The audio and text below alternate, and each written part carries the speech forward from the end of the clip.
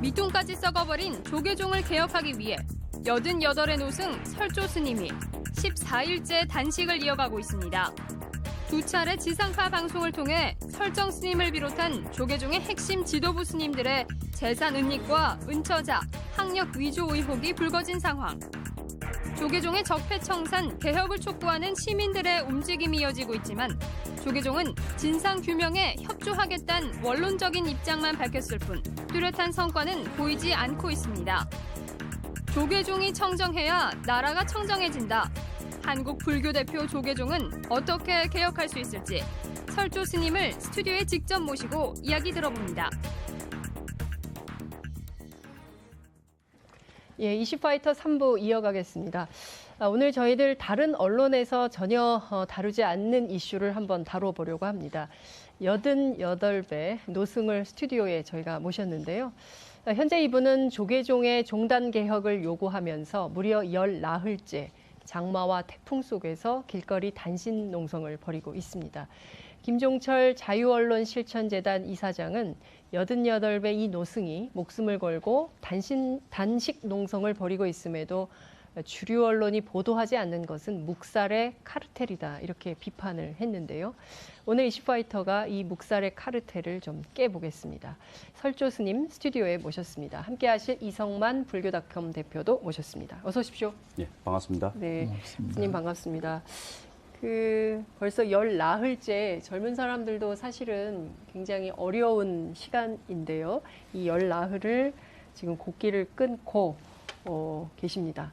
지금 건강은 좀 어떠십니까? 네, 아직 견딜만 합니다. 견딜만 하세요. 별로 견딜만 하지 않으신 모습이세요. 되게 힘드신 모습이. 걸어오실 때도 굉장히 천천히 걸어오셨기 때문에 지금 모든 것이 쉽지 않은 상황에서 저희 인터뷰에 응해 주셨습니다. 이 대표님, 네.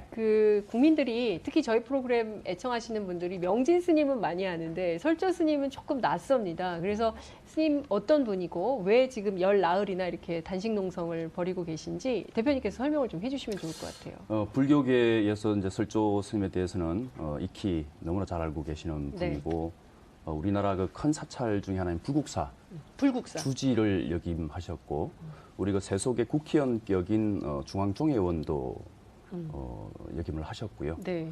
그리고 우리 그 한국 불교 특히 조계종의 그 현 체제를 설립하게 된 그 구사 네. 종단 개혁 94년. 때 네. 당시에 그 개혁회의 부의장을 역임하셔서 오늘날의 이 종단 개혁 체계를 다 완성하신 분이십니다. 네. 94년에 종단 개혁 운동을 하신 거죠. 네. 그렇게 운동을 하시고 그리고 미국에서 주로 활동을 하신 걸로 예, 전해져 지금 있어요. 현재는 그 샌프란시스코 열애사의 회주로 네. 계십니다. 그러니까요. 네. 그런데 왜 한국에 와서 다시 이 조계종 종단 개혁을 다시 좀 해봐야겠다라고 생각을 하신 겁니까? 저희들은요, PD수첩이라는 프로그램을 통해서 이 큰 스님들 굉장히 훌륭하신 분들인 줄 알았는데 그게 아니었나? 라는 생각을 하게 된 겁니다. 스님께서도 저희하고 비슷한 생각을 하신 건가요? 아마 사회자보다도 더 비참한 생각으로 그 화면을 임했습니다. 제가 이 94년도의 개혁을 더 철저히 하고 사회 권위 있는 분들과 의논을 해서 더 실답게 종을이라든가 종법을 개정하고 시행을 했더라면 이러한 추한 모습은 발생하지 않았을 텐데 저는 어떻게 보면 이 사태의 원죄자의 한 사람이기도 합니다. 왜 스님이 사태의 원죄자라고 말씀하십니까?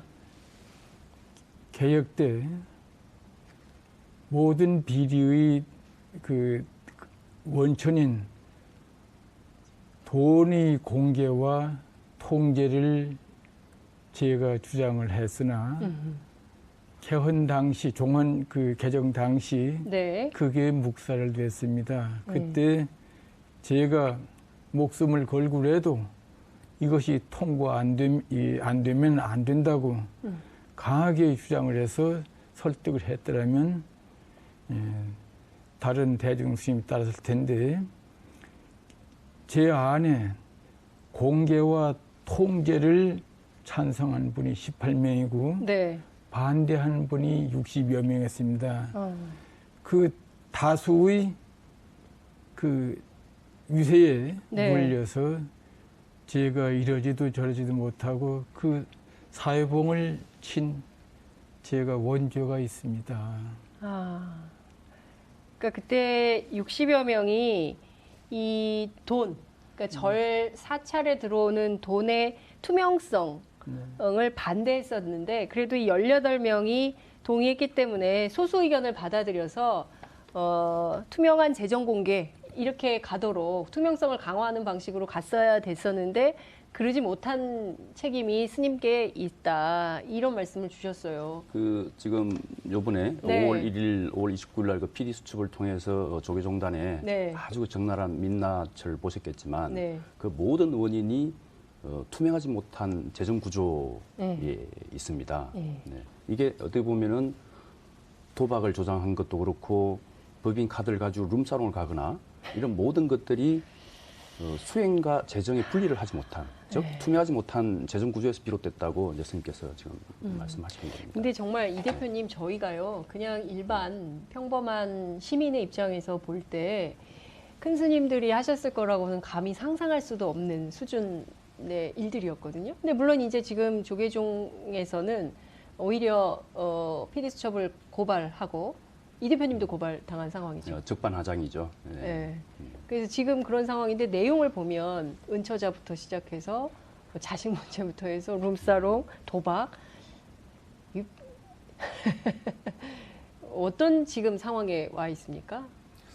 가장 그 상징적인 사건이 우리 종단의 수장인 총무원장 스님이 네, 서울대 학력을 위조하고 예, 천문학적인 설정 스님이죠. 그렇습니다. 은닉 재산을 소유하고 있고 네. 그리고 딸로 오신받는 여성이 있다라는 거죠. 예, 근데 그 총무원장이 지금 가지고 있는 권한이 예, 굉장히 막강합니다. 재정을 다 통솔할 수 있고요. 네, 인사를 할 수 있고요.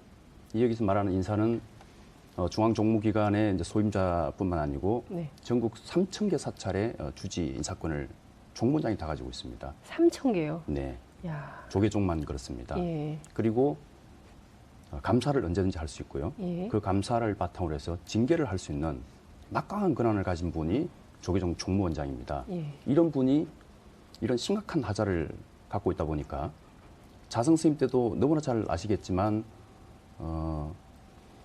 자기 편이면 네, 아무리 큰 비리가 있어도 눈 감아주거나 경징계에 그치고 자기 편이 아니면 비판 세력이면 그리고 이런 문제점들을 문제제기하는 분들이면 명진 스님이나 영담 스님 사건에서 잘 보셨듯이 성적을 박탈하는 네. 징계를 가하고 있죠. 그러니까요. 근데 지금 이게 3,000개의 사찰이라고 말씀하셨는데 동국대학교도 그렇고 불교가 운영하고 있는 수많은 재단들 있지 않습니까? 그렇습니다. 뭐 예. 학교법인, 의료법인 뭐 이런 것들도 굉장히 많이 있지 않습니까? 이런 데도 다 인사권을 조계종 총무원장이 갖고 있는 거죠. 예, 뭐 상징적인 사건이 2014년도에 네. 자성 총무원장이 동국대 그 총장 음. 선출에 직접 개입한 사건입니다. 네. 분명히 그 총장 추천위원회가 있고 위원회에서 추천한 인사에 대해서 이사회에서 인사권을 행사해야 됨에도 불구하고 그 모든 걸 무시하고 자성 총무원장이 이번 총장은 스님이 해야 돼 라는 식으로 네.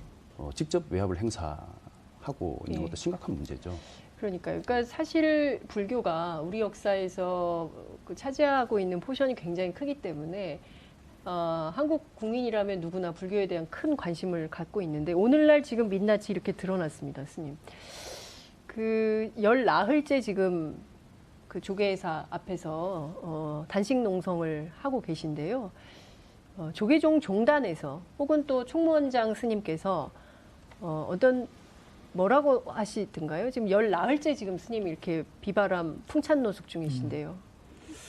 제가 그 며칠 단식을 하던 중 어느 날 이렇게 이른 아침에 네, 총무원 호법부장 스님이 네. 와서 이제 제 건강을 걱정하고 이제 인사를 마친 뒤에 스님, 그 노구에 이런 고생하지 마시고 법주사에 내려가시면 그 대종사와 원로의 예우를 해드릴 것입니다. 만약 단식을 계속하신다면 스님의 비리를 호흡부에서 조사하라고 하는 말들이 많습니다. 그러길래 아 그러냐고, 조사할 게 있으면 더 조사하라고. 나는 이 교단이 맑아지기를 바라는 심정으로 내가 올라올 때 법주사 여러 법당이 부처님께 고별 인사를 드리고 제가 저도 한몫한 이 교단의 어지러움에 대해서 제가 참여하고 이 시정을 위해서 제 목숨을 공양 올릴 것입니다. 부처님께서는 제 죄를 사해 주시고 제 원을 받아주셔서 이 교단이 다시는 사회의 걱정거리가 되는 데서 벗어나 우리 결의의 감정을, 정서를 순화하는 종교 본연의 기능을 할 수 있도록 자비를 베풀어 주십사하고 인사를 드리고 왔소. 당신네들이 할 수 있는 모든 힘을 발휘해서 나를 제재해도 괜찮소. 그러나 나는 부처님께 인사드리고 온 대로 이 목숨이 다하도록 당신네 그 무례배들이 이 교단에서 떠날 때까지 내 목숨 다해서 단식을 계속할 것이요. 하고 싶은 대로 또 능력대로 하시길 바랍니다. 그러고 나서 좀 숨을 들이킨 뒤에 네. 이제 그 호흡부장이 저도 스님 형편을 잘 압니다. 그러길래 제가 네. 스님 속성이 무엇이요? 예. 그러니까 강릉김씨라고 하더군요. 네. 강릉김씨면 삼한갑족인데 스님은 뼈값을 하셔야 됩니다. 그 삼한갑족이 그 무리배들하고 같이 섞여서 해야 되겠습니까? 더군다나 스님 노노 스님은 송만함 전 종정 스님이라고 하셨는데 네. 그렇게 훌륭한 법통을 이은 스님이 뼈도 귀한 뼈고 법통도 귀한 법통인데 저런 작탕 무리배들과 섞여서 일반인들이 걱정거리가 되어서는 안 되지요. 스님 뼈값을 하시고 법통은 훌륭한 법통의 후손값을 하시오 하고 말을 마쳤습니다. 아, 참. 아니, 대표님, 법주사, 대종사가 웬 말이고, 원로 예우가 웬 말이고, 이 사실은 회유 아닙니까, 회유? 예? 회유와 협박을 동시에 하는 회유와 거죠. 협박을 동시에 하는 참 건데요. 가슴 아프게도 이게 저희 조계종단 현실입니다. 그리고 아까 왔다는 그 스님은 네, 우리 세속 같으면은 경찰청장과 검찰청장 역할을 겸직하고 있는 예. 국부장 예, 스님인데 예. 그런 분이 종단의 그 원로급 스님한테 와서 종단 문제에 대해서 참여하고 우리 종단 그 계획을 촉구하는 그런 의미에서 단식하는 스님한테 와서 저렇게 협박과 회유를 하는 거죠. 근데 스님, 열 나흘이기 때문에 굉장히 어지러우시기도 하실 거고, 걷는 것도 힘드실 거고, 아침에 일어나시는 것도 어려우시고, 그러실 것 같은데요. 제가 보기에 스님께서 이 정도로 단식을 하시면, 원로 스님이시기 때문에, 종단이 좀 시끄러워야 돼요. 종단에 언론도 많지 않습니까? 불교 방송도 있고요. 그죠? 그리고 불교 신문도 있지 않습니까? 불교닷컴만 있는 게 아니고. 그런데, 불교계 언론은 물론이고, 그리고, 그러니까 정치로 치자면 소장파. 그러니까 젊은 스님들께서, 아니, 우리 지금 원로 스님께서 저렇게 풍찬노숙 단식 농성을 하고 계시는데, 우리가 뭐가 문제인지 한번 함께 모여서 의논을 좀 해보자. 이게, 이런 얘기가 나와야 되거든요, 스님. 그런데, 세속 언론은 물론이고, 주류 언론은 물론이고, 교계 언론도 침묵하고 있습니다. 네. 이거 어떻게 봐야 됩니까?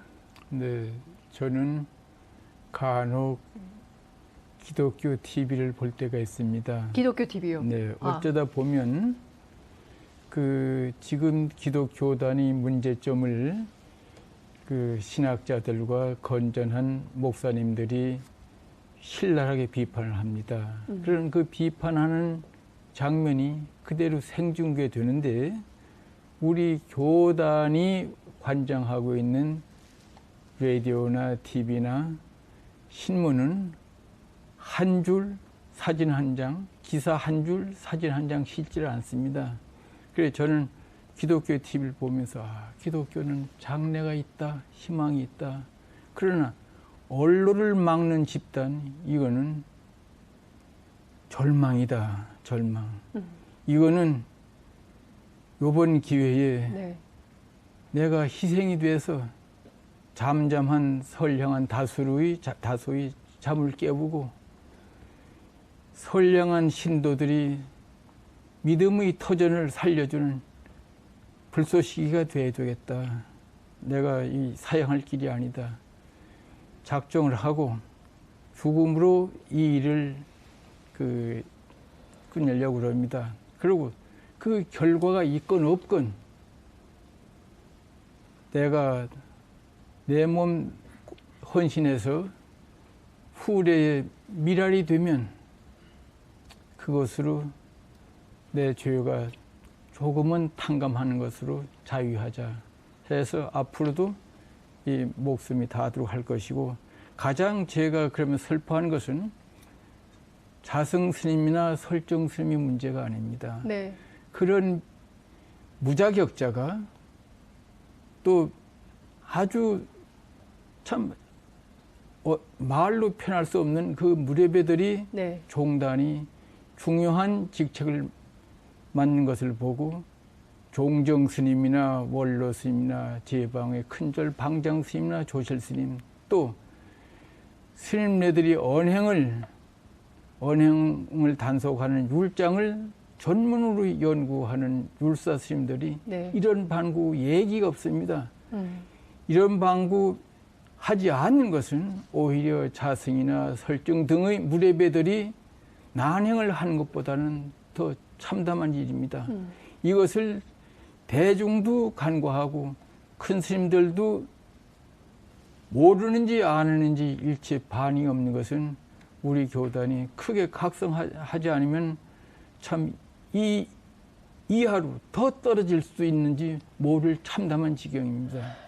모쪼록 그 대중들과 큰 스님들께서는 반성하시고 이러한 어려운 일들을 교단이 자력으로 당신들이 수행으로 믿음으로 희정하려고 노력해야 되지, 그런 노력이 없이는 일반 신자들이 신행처를 네. 잃게 되고 일반 대중들이 불교를 멀리하는 구실이 됩니다. 이것을 우리 교단 스님네들이 늙고 젊고 간에 네. 각성하셔서 이 일이 얼른 마무리되도록 관리해야 된다고 생각합니다.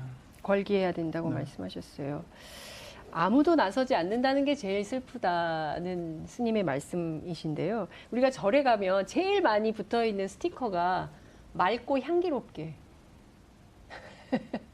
맑고 향기롭게 스티커를 정말 많이 보고, 그걸 보면 사실 이제 산에 가서 절을 가게 되잖아요. 가면 이렇게 그 스티커를 보면 아, 그래, 한순간을 살더라도 우리가 좀 맑고 향기롭게 주변을 좀 조화롭게 이렇게 살다 가야지, 이런 생각을 하게 되거든요. 특히 이제 이런 스님 말씀을 들으면 아, 맞아, 이렇게 살아야 돼 라고 생각을 하게 되는데, 정작 이 종단의 이 지도부라고 할 수 있는 스님들의 행동을 보면 야, 이거 좀 너무 심각하다라는 생각을 하게 됩니다.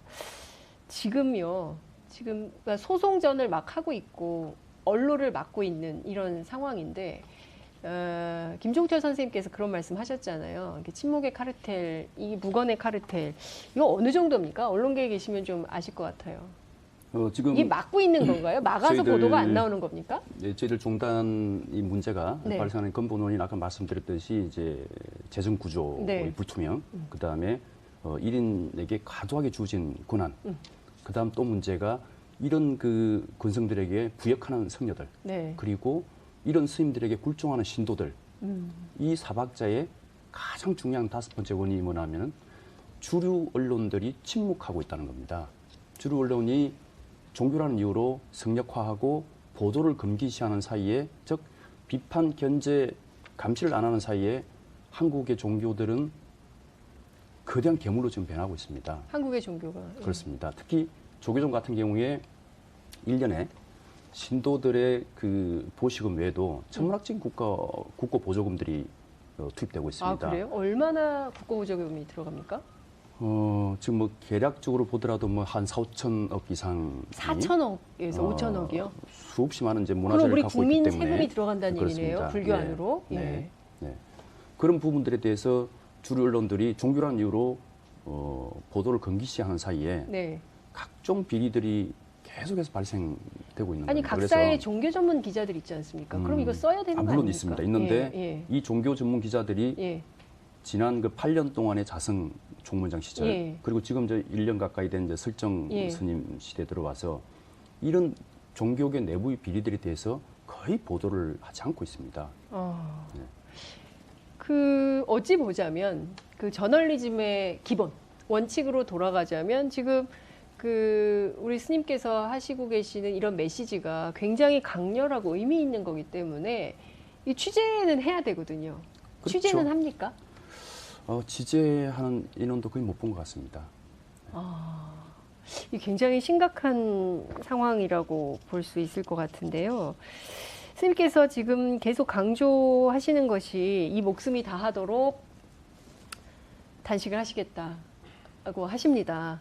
그러나 불교는 생명을 존중하는 종교 아닙니까? 그래서 생명이 꺼지는 거는 원하는 거 아니잖아요. 그럼요. 그러면 안 예. 되는 거라고 저는 스님 그렇게 알고 있습니다, 스님. 네, 근데 예. 이 생명을 공양해서 많은 생명의 빛을 주는 일이면 저는 제 생명을 사양하지 않고 제가 일전에 참 제가 감당하기 어려운 무거운 말을 들었습니다. 어떤 말입니까, 스님? 제가 경실련 공동대표를 할 때 시민운동을 같이 참여했던 태고종의 한 중진 스님이 오셔서 눈물로 저를 격려하고 그러면서 자기 그 마음을 털어놓더군요. 한국 불교가 18개 종단 운운하지만 한국 불자들은 조계종 내놓고는 불교를 생각하지 않습니다. 그런데 조계종이 이렇게 비참하게 썩어간다면 한국 불교도는 누구를 의지해서 신앙생활을 한단 말입니까? 아하. 세상에 이렇게 비참할 수가 있습니까? 스님 꼭 구원을 성취하셔서 한국 불교도가 의지할 곳을 마련해 주실 간청합니다 하고 그분이 울면서 호소한 적이 있습니다. 실제 불교도뿐 아니라 국민이 정서를 순화할 네. 본분을 가진 우리 교단 중요 구성원들이 우리 교단 불자들이 실망은 더 지나서 전 국민이 걱정거리가 되고 네. 조소거리가 되고 이 지경이 됐습니다. 그래도 저자들은 부끄러움이 없습니다. 이 일은 보통 인류는 변화시킬 수 없어서 특별한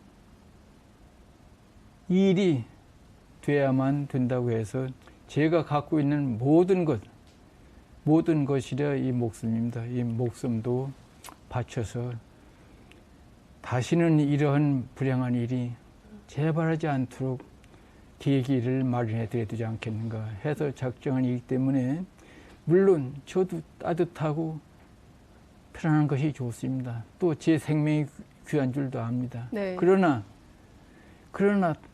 다중을 위해서는 이것이 희생이 돼도 적은 보람이라도 느낄 수 있지 않겠는가 해서 시작한 것입니다. 이 생명에 연연하지 않고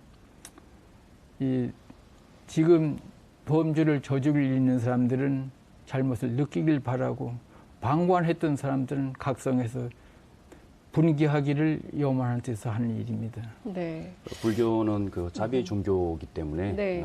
그 생명 존중의 종교이기 때문에 스님께서도 그 뭐 어떠한 일이 있더라도 목숨을 거시거나 뭐 하지는 마셔야 되고요. 그리고 그 가장 존귀한 사람의 목숨이 네. 그 어떠한 일의 그 수단으로서 쓰여지지 말아야 된다는 게 이제 불교 그렇죠. 정신입니다. 그래서 설조 스님의 단식을 당장이라도 멈추게 하려면 불자 여러분뿐만 아니고 국민 여러분들이 좀 더 적극적으로 이 조계종 특폐 문제에 대해서 관심을 가져주시는 길이 가장 좋은 지름길이라고 생각하고 있습니다. 94년 종단 개혁 때 많은 국민들이 그 난투극을 봤습니다. 그때 개혁의 핵심이었던 스님께서 또다시 25년인가요?